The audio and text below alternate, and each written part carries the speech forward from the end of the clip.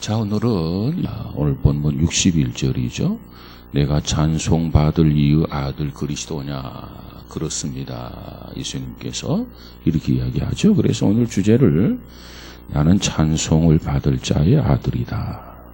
예수님께서 요한복음에 보면은 나는 빛이다, 나는 생명이다, 나는 목자다, 해가지고 7가지를 통해서 자기 계시를 해주셨어요.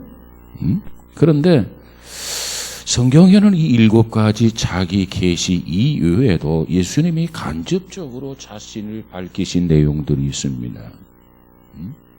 특별히 예수께서 돌아가시기 전 마지막 사흘 동안에 자기 자신에 대해서 밝히신 부분들이 계시는데 3가지로 자기 자신을 밝히게 되죠. 그런데 이 자기 자신을 밝힐 때 거기에 따른 반응, 가룟 유다의 반응과 빌라도의 반응과 가야바의 반응이 각각 다르더라는 겁니다.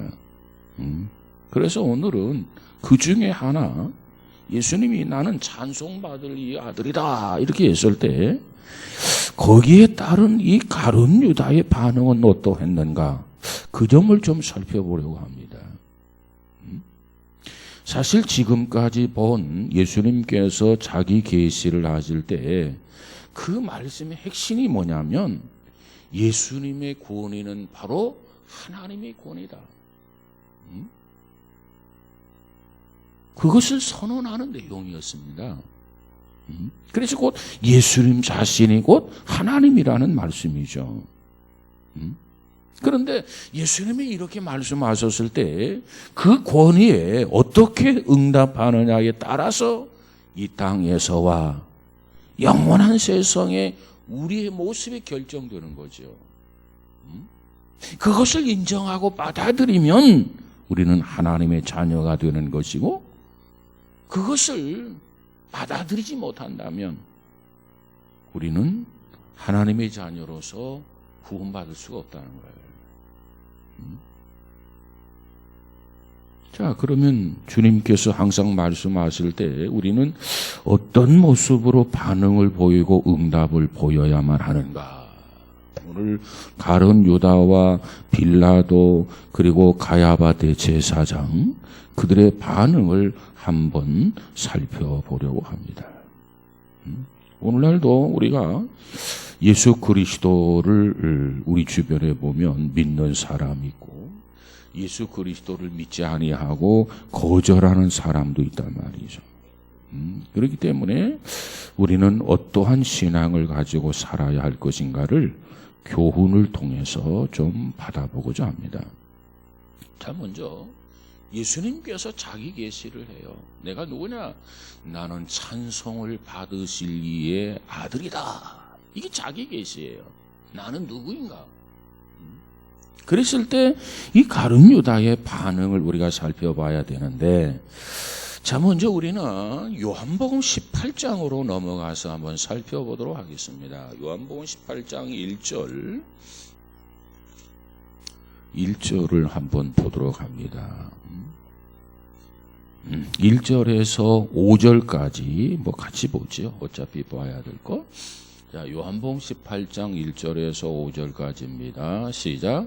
예수께서 이 말씀을 하시고 제자들과 함께 기드론 시내 건너편으로 나가시니 그곳에 동산이 있는데 제자들과 함께 들어가시니라.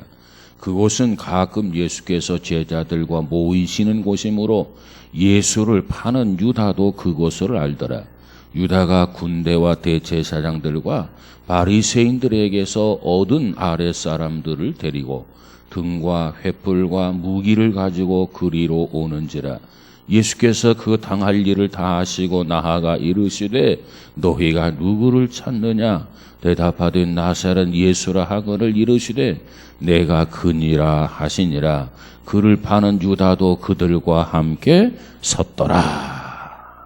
자, 여기 1절에 보니까 예수님께서 제자들과 더불어서 동산이 있는데 이 동산으로 들어가셨더라는 겁니다. 동산. 이 동산이 어떤 동산이냐? 겟세마네 동산입니다. 이 겟세마네 동산은 뭐 하는 곳이냐? 예수님께서 제자들과 가끔 가서 기도하는 곳이었더라는 거죠. 그래서 유다도 그곳을 능히 잘 알고 있는 장소였다는 겁니다. 그래서 유다가 예수님이 틀림없이 이 시간에는 겟세마네 동산에 가 있을 것이라 그걸 유다가 알고 있는 거예요. 그래서 유다가 군대와 및 대제사장들과 바리새인들에게서 우리의 하석들을 데리고 그리고 등과 회와 병기를 가지고 그리로 오는지라. 자, 오늘 이 말씀에 보면 언뜻 보면은 가룟 유다가 군병들을 데리고 예수님을 만나서 잡아갔다. 이 정도로 해석이 가능해요. 그런데 우리는 이 말씀을 좀 더 이 상황을 좀 더 주의 깊게 살펴볼 필요가 있습니다. 자, 이 때는 언제냐? 밤이었어, 밤. 그래서 등을 가지고 오고 그리고 회를 가지고 왔단 말이에요. 그런데 여러분, 이 등을 하나 가지고 회를 가지고 예수님을 알아볼 수 있었을까요? 예수님을 쉽게 알아볼 수 없는 상황이었습니다. 그런데 예수님께서 가룟 유다가 앞장서서 군사들을 데리고 나를 잡으러 오는구나, 그걸 아셨어요. 그래서 예수께서 먼저 물으셨어요. 누구를 찾느냐? 나사렛 예수를 찾습니다. 이때 예수님께서 뭐라고 말씀하냐면 권위 있는 말씀을 가지고 예수님께서 네로다 이렇게 말씀을 해요. 자, 여기서 네로라라고 하는 말씀, 가룟 유다가 저 병사들을 데리고 날 잡으러 왔구나. 도망치려면 얼마든지 도망칠 수 있는 상황이었어요. 근데 예수님이 도망치지 않았단 말이에요. 오히려 네로라 이렇게 자기 계시를 하죠. 근데 일반적으로 여기서 네로라고 하는 말씀은 내가 예수인데? 내가 예수요? 난데요? 이런 평범한 말로 들리지만 이 평범한 말이 아니었다는 겁니다. 이 네로라고 하는 말은 매우 당당한 그러한 대답이었습니다. 이 말은 굉장히 중요한 이야기예요. 자, 예수께서 자기의 정체를 이렇게 나타내시는 이 말씀 앞에서 그들은 어떤 반응을 보였느냐. 자, 6절을 한번 가서 볼까요? 6절. 우리 한번 다시 한번 봅니다. 6절. 시작.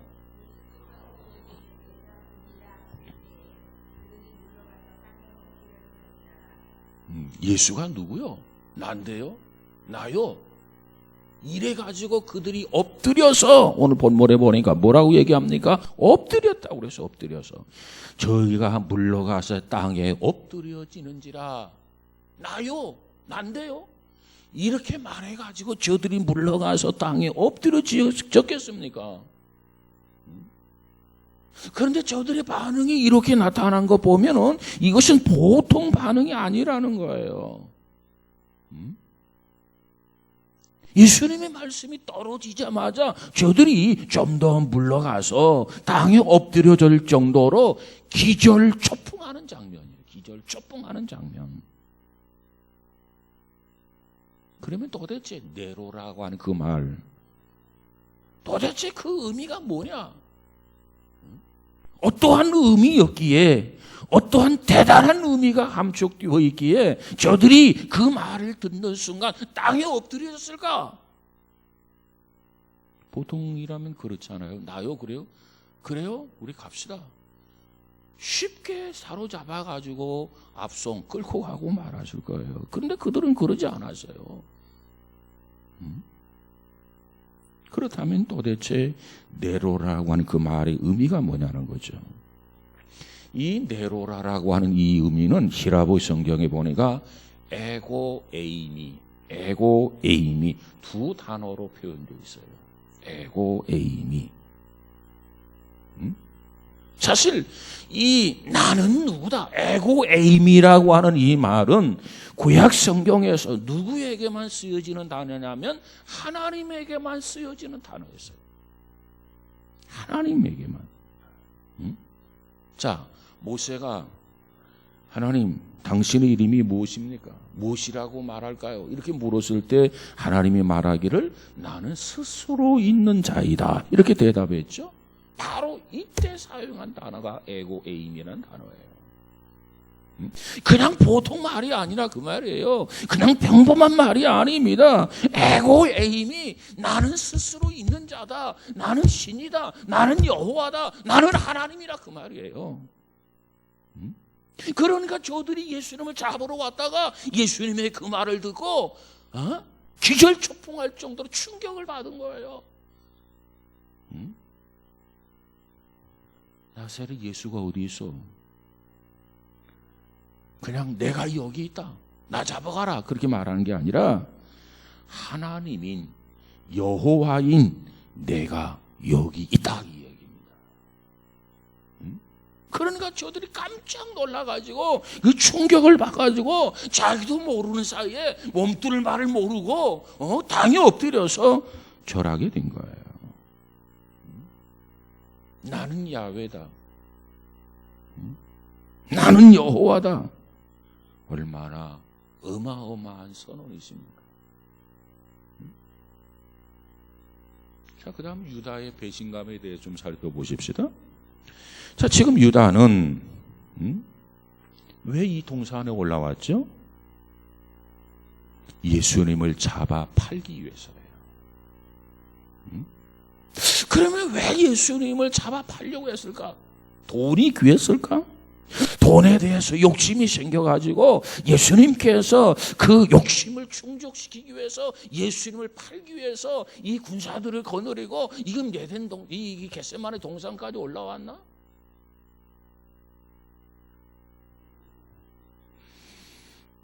물론 돈에 대한 욕심도 없지 않아 있었을 겁니다. 그러나 가룟 유다가 예수님을 배반하게 된 것은 가장 중요한 동기가 돈 때문만은 아니었을 것이다라는 거예요. 돈 때문만은 아니었을 것이다. 왜? 지금까지 누구보다도 예수님 앞에 충실하게 따랐던 지난 3년 반이라고 하는 세월이 있단 말이에요. 그런데 이제 와서 돈 몇 푼 때문에 예수님을 팔았다. 그것도 한 요인은 되겠지만 그러나 가장 중요한 동기, 이유는 아닐 거라는 거예요. 성서학자들은 그렇게 말합니다. 가장 중요한 동기가 뭐 있을까? 그것은 돈보다도 마치 자기가 뭔가 이루고자 하는데, 이루고자 하는 꿈이 있었는데 그 꿈에 대한 배신감 때문이었을 것이다, 이렇게 이야기합니다. 가룟 유다는 성경을 보면 헤롯 출신이라고 그래서 헤롯 출신, 셀롯 출신, 셀롯 출신이라고 하는 말은 무슨 얘기냐면 열심당원이라는 겁니다. 지금으로 말하면 민족주의자예요. 민족주의자. 그러니까 누구보다도 자기 민족을 사랑하고 자기 민족에 대한 깊은 애정을 가지고 있어요. 그래서 그 민족을 최고의 이상으로 삼고 살아가는 사람이 가룟 유다였어요. 셀롯 출신, 열심당원. 자, 이 가룟 유다의 이 문제를 살피기 위해서 우리는 18장에 이르는 그 내용들을 쭉 보면은 예수님에 대해서 그가 어떤 기대를 하고 있고 예수님에 대해 어떻게 이해를 하고 있고 그 내용들 어떻게 발전되었는가를, 그리고 어떻게 이 가룟 유다가 반응을 보이는가를 우리가 눈여겨볼 수 있습니다.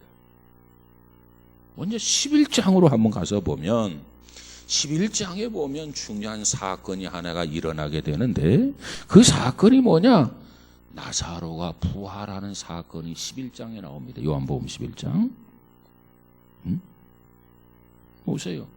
죽은 사람을 살렸다? 아무나 할 수 있는 일이 아니에요. 흔한 일이 아니에요. 지금까지 그와 같은 일을 본 일이 없어요. 근데 이분만이 그 일을 한단 말이에요. 이분이 누구예요? 예수 그리스도.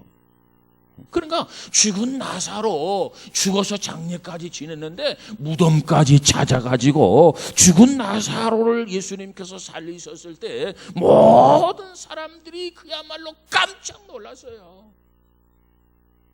아니, 죽어가는 사람을 살린 정도도 아니고, 이미 죽은 사람을 살린 정도도 아니고, 이미 죽어서 장례선 무덤에 가가지고 죽어서 장례한 그 무덤에 가서 그 나사로를 살렸단 말이에요. 야, 어떻게 이런 일이, 어떻게 죽어서 장례 지낸 사람을 무덤에 가서 그를 살릴 수 있다니. 모든 사람들이 충격이었고 깜짝 놀라는 사건이었습니다. 물론 지금까지 예수님께서는 인간이 할 수 없는 일을 많이 행했죠. 물을 변하여 포도주가 되게 만든다든가, 또 강양의 어떤 치료가 불가능한 병자들을 고쳤다든가, 그런 것을 많이 보아왔는데, 그것을 보면 볼수록 저들의 마음속에, 특별히 민족주의자들 마음속에 어떤 생각이 갖게 되냐면, 보면 볼수록, 경험하면 경험할수록, 야, 이분이야말로 메시아다. 우리 민족을 회복시킬 수 있는 그러한 메시아다. 그런 확신을 갖게 했고, 그런 기대를 갖게 했단 말이에요. 그런데 죽은 나사로를 살려요. 이 메시아에 대한 저들이 확신을 갖게 된 것이 바로 뭐냐면, 죽은 자를 살리는 메시아가, 나사로를 살리는 이 사건을 통해서, 야, 틀림없을 거야. 이분이 메시아가 아니라고 한다면, 이분이 그리스도가 아니라고 한다면 어떻게 그런 일이 가능했고, 또 누가 와서 그보다 더 큰 일을 할 수 있단 말인가? 아니야, 이분이 메시아야, 이분이 그리스도야. 그들이 이와 같은 사건들을 경험하면서 이런 확신을 갖게 되었다는 얘기입니다. 자, 12장으로 넘어가서 볼까요? 12장 10절을 한번 가서 보세요. 11장에는 부활의 사건, 나사로를 부활했단 말이에요. 부활시켰단 말이에요. 살려냈단 말이죠. 그 다음 12장의 10절 시작. 한번 보세요. 대제사장들이 나사로를, 지금 살아난 나사로예요. 11장에서 죽은 지 나흘 되는 날 예수님께서 무덤에 가가지고 그를 살렸는데, 그 나사로를 죽이려고 모의했다는 거예요. 도대체 이게 뭔가? 아니, 대제사장이라고 한다면 어찌 보면 찾아가서 축하할 일 아닙니까? 그런데 이 나사로가 무슨 죄를 범했기에, 무슨 중죄인이기에 이 나사로를 죽이려고 대제사장들까지 모여서 모의를 했다는 얘기예요. 어떻게 하면 나사로를 죽일 수 있었을까? 나사로를 죽이려는 이유가 뭐예요? 죽은 나사로가 살아났는데 그 나사로를 죽이려고 하는 이유가 도대체 뭐냐, 그 말이에요. 이유 뭐예요? 계속되는 말씀 보세요. 11절. 12장 11절 시작.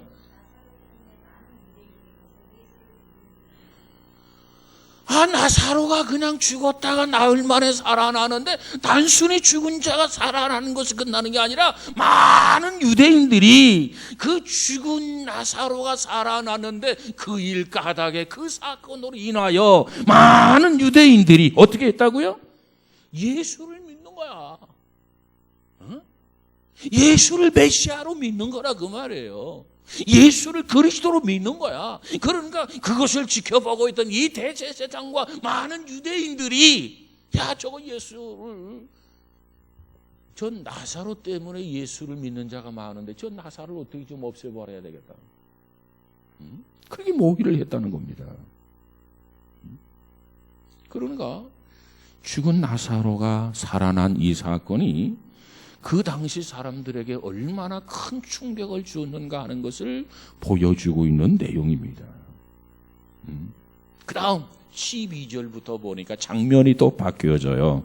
자, 11장에서는 죽은 나사로가 살아났고 그 일 때문에 많은 유대인들이 예수님을 믿게 되고 그것을 시샘했던 이 대제사장 중심 모든 이 지도자들이 어떻게 하면 저 나사로를 죽일 수 있을까 모의를 하게 되는데 예수 믿는 자가 많기 때문에 그 다음 12절부터 또 장면이 바뀌어요. 12절을 한번 가서 볼까요?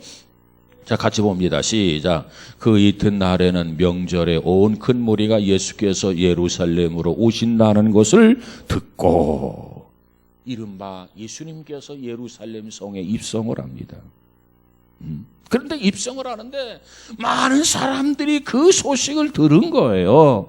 그리고 나서 운집하기 시작하고 모이기 시작을 해서 저들이 예수님을 환영하게 되는데 그게 바로 뭐냐? 종려주일에 예수님께서 예루살렘에 입성하는 사건입니다. 자, 이 모든 것들 어떻게 되느냐? 나사로가 죽었는데 예수님께서 나사로를 살리셨어요. 이 부활 사건으로 말미암아서 계속해서 이어지는 사건임을 우리는 잊지 말아야 됩니다. 자, 보세요. 그냥 예수님이 예루살렘에 평범한 사람이 예루살렘에 입성하는 거하고 그다음 또 하나, 아니 죽은 지 나흘이 됐는데 무덤에 가가지고 무덤 문을 열고 죽은 자를 부활시켰대. 근데 그분이 오신대. 그분이 예루살렘에 오신대. 지금 이 수도에 오신대. 이 내용은 엄청난 차이가 있다는 거죠. 그건 뭐 보통 차이가 아닙니다. 자, 이걸 오늘 우리 현실에 좀 이렇게 적용을 해보면 이렇습니다. 예수님은 쇼가 아니라는 거예요. 쇼가 아니다. 죽은 자 나흘 뒤인 사람 살렸다. 근데 그분이 오늘 이 주일 저녁에 안양중앙교회에 오신데 그러면 어떻게 되겠어요? 우리 교회 안 오는 사람도 우리 교회를 올 거야.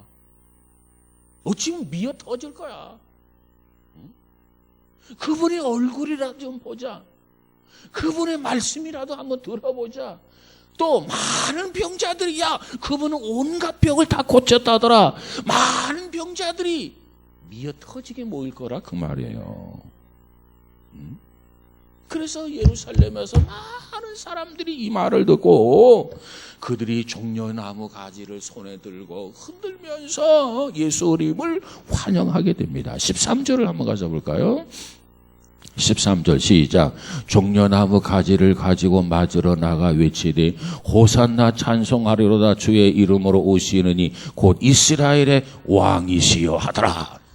이분이 진짜 그리스도다. 이분은 진짜 메시아다.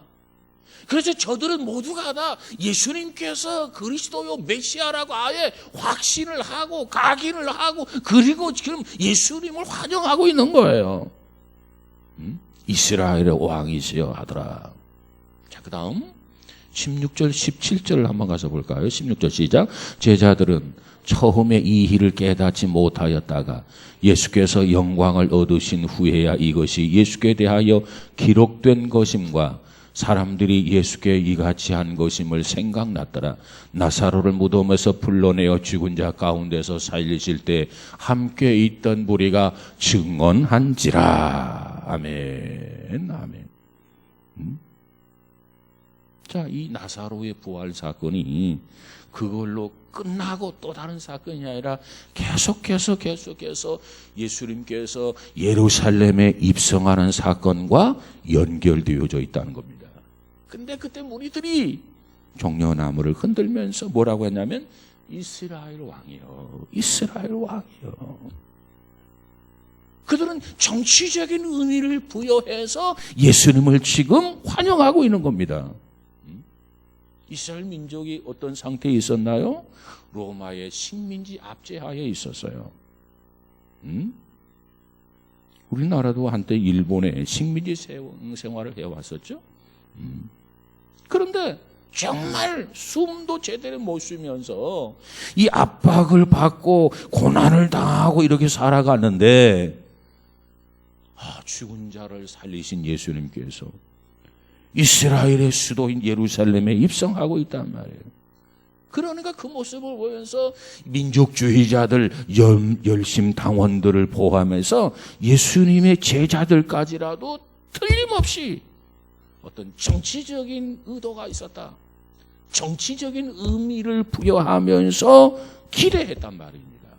그 중에서도 민족주의자들이 더 심했다는 거죠.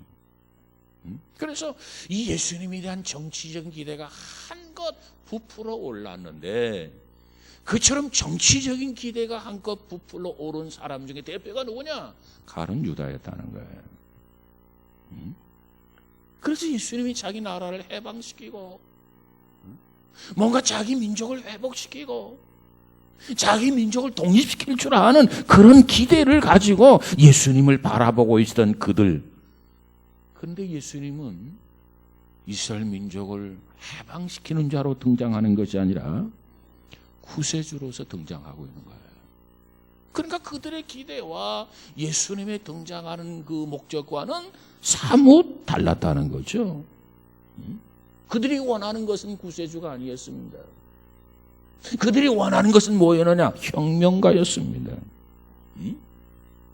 그 힘을 가지고, 그 능력을 가지고 이 민족을 단합시키고, 그래서 로마를 쳐부수고 자기 민족을 해방시킬 정치적인 메시아, 정치적인 혁명가를 기대했단 말이에요.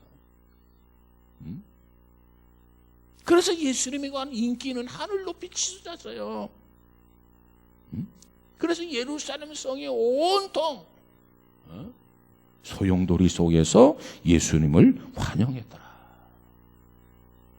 자, 때는 무르익었어요.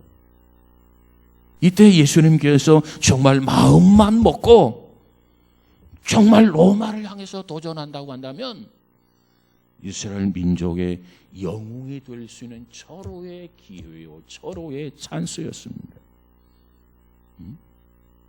예를 들면 3.1절이 곧 다가오죠. 그저 거리거리마다 누군가 대한민국 만세 하면 모두가 다 그래 대한민국 만세 하고 정말 불을 당기면서 사방으로 번져나가면서 목정껏 국기를 흔들면서 외칠 수 있는 그런 상황이었단 말이에요. 그런데 예수님은 스스로 그런 절호의 기회를 이용하고 잡고 하는 게 아니라 그런 스스로 그런 기회를 예수님이 무너뜨렸다는 거죠.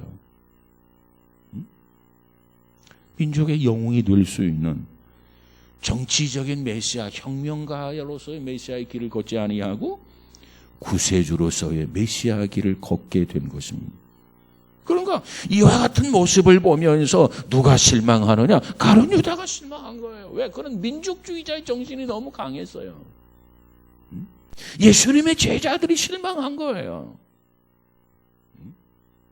어찌 보면 가룟 유다는 예수님께서 저렇게 나약하고 저렇게 연약하고 혁명가로서 길을 걷지 아니하고 그렇게만 된다면 우리가 최선을 다하여 보필할 텐데, 구세주의 길을 걸어가는 그 모습이 가룟 유다가 볼 때 너무나도 못마땅했다는 겁니다.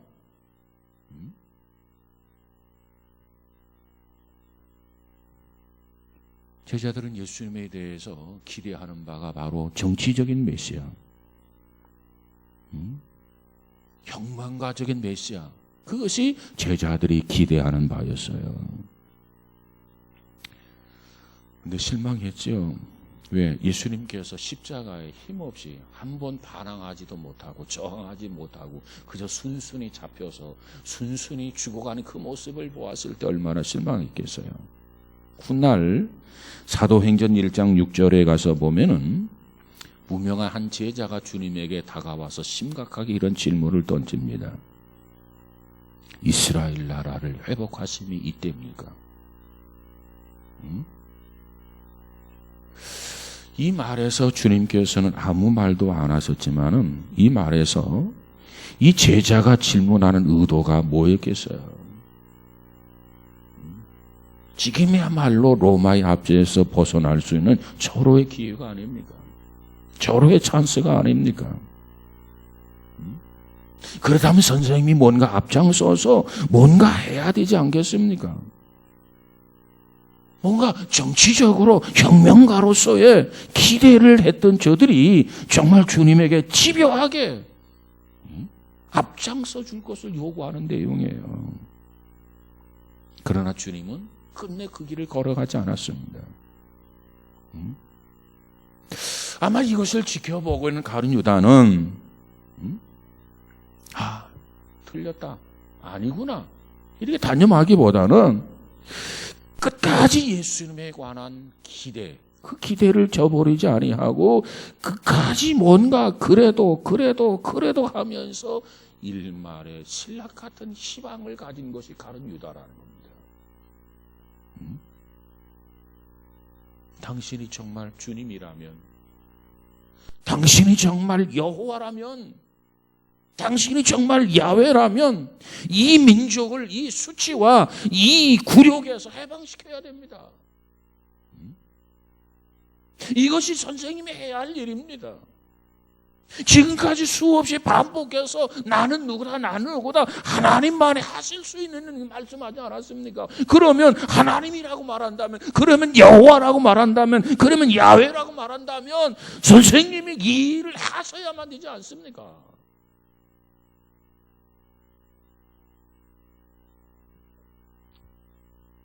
그럼에도 불구하고 예수님의 행동은 그렇지 않았습니다.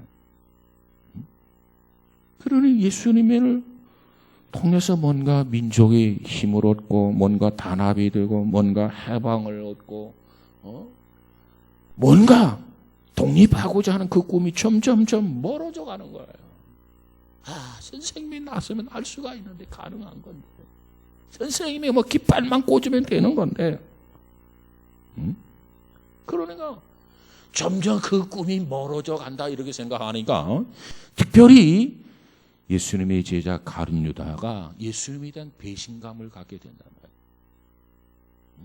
내가 지난 3년 반 동안 주님을 쫄랑쫄랑 쫓아다녔는데, 이제 이 모든 것이 무르익었는데, 지금 정말 나서야 할 때인데 왜 나서지 않는가? 거기에 대해서 가룟 유다가 배신감을 느꼈다는 거예요. 그러면서도 아니야 하면서 기대를 저버릴 수 없이 최후의 방법, 최후의 수단을 동원하기로 가룟 유다가 애썼을 것이다 이렇게 추측을 합니다. 최후의 방법, 최후의 수단이 뭐냐? 예수님을 팔자. 그러면 예수님이 막바지에 도달하게 되고 극한 상황에 몰리게 되면 예수님께서 어쩔 수 없이 비장한 카드를 던질는지 모를 것이다. 이런 생각으로 가룟 유다가 예수님을 팔기 위해서 정치가들과 흥정하기 시작했다는 겁니다. 정말 극한 상황에 몰리면 예수님께서 어쩔 수 없이 나설 수 있겠지. 나서시겠지. 이것이 신락 같은 가룟 유다의 희망이었어요.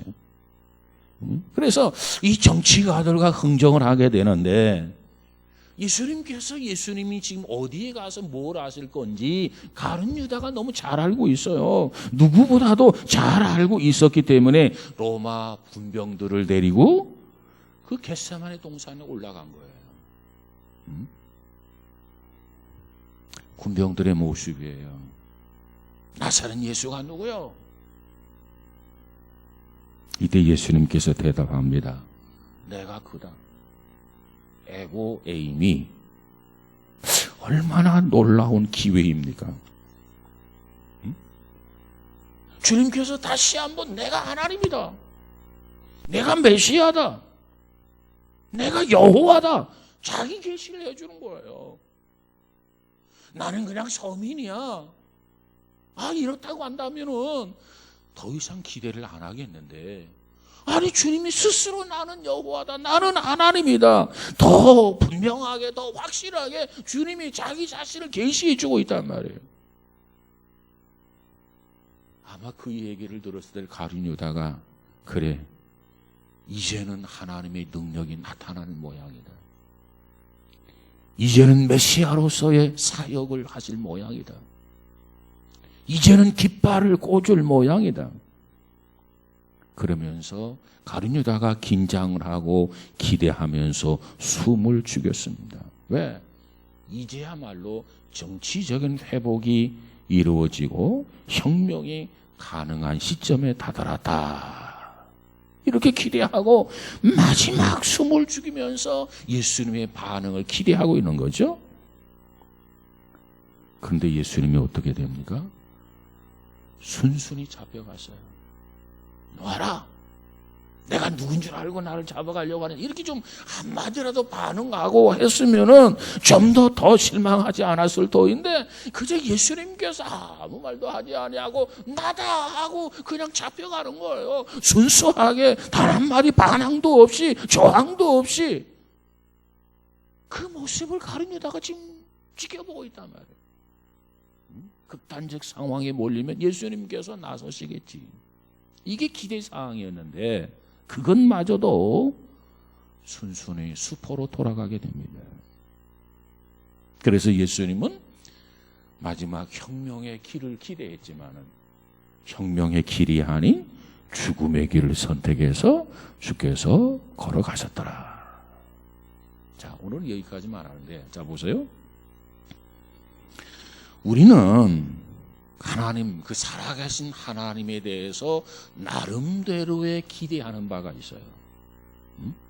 근데 중요한 것은요, 우리가 하나님에 대해서 기대하는 바 그대로 그 방법대로 하나님의 능력이 나타나야만 하나님의 능력으로 인정한다는 겁니다. 그건 잘못된 것이라는 거예요.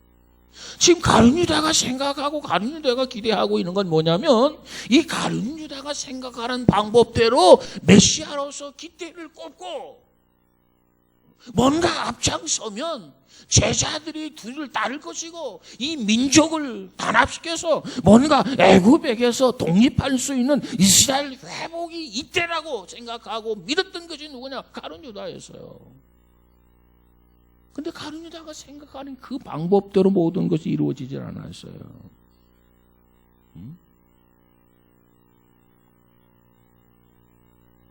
그가 생각하는 대로, 그가 기대하는 바대로 주님께서 역사하지 않았단 말이에요. 정반대로 주님이 선택하신 것은 뭐였습니까? 십자가의 길을 선택했어요. 단 한 번도 저항하지 아니하고. 자, 가룟 유다 생각은 자기 나름대로 기대하는 바가 있었어요. 그런데 그게 이루어지지 않았어요. 정반대로 십자가를 지셨어요. 그러면 십자가를 지고 십자가를 선택하셨다면 그것은 하나님의 능력이 아닌가라고 하는 질문입니다. 가룟 유다는 그걸 하나님의 능력으로 인정하지 않아요.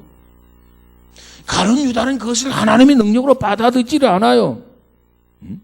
그러나 그것은 어디까지나 가룟 유다 한 사람의 생각이에요. 예수님께서 묵묵하게 십자가를 선택하고 십자가를 지게 되고 십자가에 죽으시게 된 것은 바로 그것이 하나님의 능력이라는 겁니다.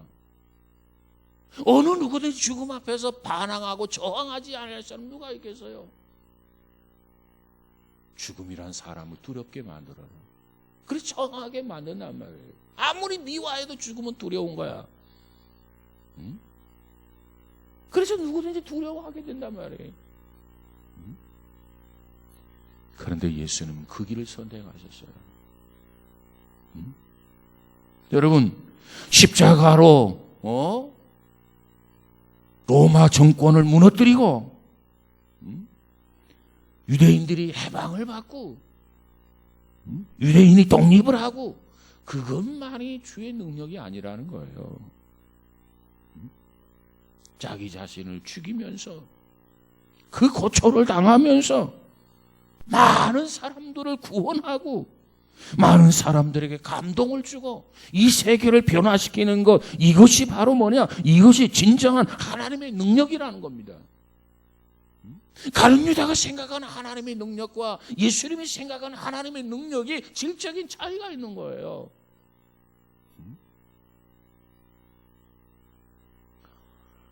오늘 우리의 생각과 하나님의 생각이 결코 같을 수가 없음을 깨달아야 됩니다.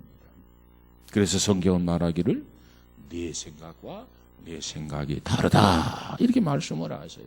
그런데 우리는 욕심에 찬 우리의 생각만 가지고 이렇게 되는 것이 하나님의 일이고 이렇게 되는 것이 하나님의 뜻이고 이렇게 나타나는 것이 하나님의 능력이라 딱 단언을 하고 거기에 벗어났을 경우는 하나님의 뜻이 아니다, 하나님의 능력이 아니다 이렇게 부정하는 경우가 허다합니다. 우리는 이 사건을 놓고 생각해 볼 때 나는 가룟유다와 같은 생각을 가지고 있는 건 아닌가, 내 생각이라고 하는 틀에 매여서 하나님의 뜻, 하나님의 능력, 하나님의 구원의 역사를 단정지어서 생각하고 있는 것은 아닌가 한번 되돌아보는 그런 시간이 되었으면 좋겠습니다. 왜? 우리 신앙인들이 범하기 쉬운 함정이 바로 그거예요. 자기 생각을 가지고 하나님의 생각이래, 자기의 뜻을 가지고 하나님의 뜻이래. 큰 고산이에요. 그렇다면 가룟유다가 가지고 있는 그 생각이 하나님의 뜻이 돼야 된단 말이에요. 가룟유다가 가지고 있는 기대가 하나님의 능력으로 나타나야 된단 말이에요. 그러나 하나님의 능력은 그렇게 나타나는 게 아니라 정반대 현상으로 예수님께서 단순하게 묵묵하게 잡혀서 가셨고 십자가에 반항도 하지 아니하고 그저 죽으셨고 그 일을 통해서 예수님은 많은 영혼들을 구원하고 많은 영혼들에게 하나님의 자녀가 되는 은혜, 그런 역사를 부여했다는 거예요. 이게 하나님의 은혜고 하나님의 능력이라는 겁니다. 그래서 뭐라고 하느냐, 예수님을 향해서 가장 약한 자로 오신 가장 강한 하나님이시다. 예수님이 십자가에 죽으실 때까지는 가장 약한 하나님이었어요. 그런데 죽으심으로 말미암아서 부활하셨고 부활하심으로 말미암아 많은 영혼들을 구원하게 되는데 그 많은 영혼들을 구원할 때는 가장 강한 하나님이 되셨다. 이게 누구냐? 이거 바로 예수님이라는 거예요. 하나님의 일은 힘으로 하는 게 아닙니다. 하나님의 일은 능으로 하는 게 아닙니다. 힘으로 하는 거, 능으로 하는 게 아니에요. 하나님의 일은 하나님의 말씀으로 하는 거예요. 십자군 시대에 우리 그리스도인들은 힘으로 세계를 정복할 수 있다는 착각을 했었습니다. 그래서 십자군 전쟁을 일으켰어요. 수많은 사람들을 죽였어요. 세계를 정복할 수 있었습니까? 했습니까? 이것 때문에 전도에 얼마나 장애의 요인이 되는지 몰라요. 외적인 힘은 절대적인 부패를 낳습니다. 예수님은 칼로 세계를 정복한 게 아니라 예수님께서는 사랑으로 세계를 정복하셨어요. 자신을 못 박음으로써, 자신을 희생시킴으로써 진정한 하나님의 능력이 무엇인지 그것을 나타내기를 원하신 것이 바로 예수님이 있었어요. 그 예수님을 바라보면서 가룟유다는 못마땅했단 말이에요. 자기 뜻대로 자기 의도대로 좀 움직여 주었더라면 이 가룟유다가 얼마나 좋아했을까요? 어찌하면 춤을 췄을런지도 몰라. 그러나 그건 하나님의 뜻이 아니야. 그래서 예수님은 사랑으로 세계를 정복하기를 원했고 사랑을 실천하기 원했던 겁니다. 그런데 거기에 비해서 가룟유다는 어떻습니까? 주님의 뜻을 아직도 이해하지 못하고 있어요. 3년 반 동안 예수님을 따라다녔지만은 주님의 뜻이 무엇인가? 주님이 원하시는 것이 무엇인가? 그걸 이해하지 못하고 깨닫지 못했어요. 다만 그는 민족주의자로서 혈기왕성한 민족주의자에 불과했어요. 어떻게든 예수님을 둬서 이 나라가 독립돼야 된다. 어떻게든지 해방되어져야 된다. 어떻게든 로마의 압제에서 벗어나야 된다. 그것이 저의 목적이었습니다. 오늘날 운동권 출신들의 그리스도인들의 모습처럼 가룟유다는 그런 생각에 사로잡혔었어요. 그래서 유다는 이 사건 앞에서 어떤 반응을 보이죠? 마지막 신락 같은 그런 기대를 가지면서 공간 복음에 보면 주님에게 다가와 가지고 주님의 손등에 입을 맞추는 장면이 나와요. 예수님과 입맞춤을 하고 떠나게 됩니다. 예수님은 가룟 유다의 이 안타까운 모습을 알고 계셨지만 가룟 유다를 야단치지 않았어요. 이것이 바로 주님의 모습입니다. 오늘 우리는 내 생각을 가지고 하나님의 생각이라고 주장하지 마시기 바랍니다.